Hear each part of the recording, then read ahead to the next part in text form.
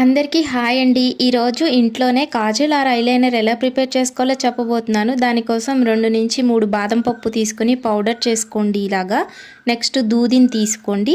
ఈ దూదిని ఇలా పల్చగా చేసి దాంట్లో బాదం పప్పు పౌడర్ పెట్టి చుట్టేసేయండి. ఒక ప్రమిది తీసుకుని దాంట్లో క్యాస్టర్ ఆయిల్ కానీ నువ్వుల నూనె కానీ ఏం లేకపోతే గీ అయినా వేసుకోవచ్చండి. వేసుకొని దాంట్లో ఈ దీపాన్ని అయితే పెట్టేసి మిగిలిన బాదం పప్పు పౌడర్ కూడా వేసేయండి. నెక్స్ట్ ఇలా చూపించిన విధంగా 2 గ్లాసులు తీసుకొని ఆ 2 గ్లాసుల మధ్యలో ఇలా దీపాన్ని అయితే ప్లేస్ చేసుకొని వెలిగించి దానిపైన మనం ప్లేట్ పెట్టేసేయాలి. ఆ దీపం అంతా ఆరిపోయే వరకు ఉంచాలి. సో మనకి ఇలా బొగ్గు పౌడర్ ఫామ్ అవుతుంది కదా, ఆ పౌడరే మనకి కాజల్ పౌడర్ అండి.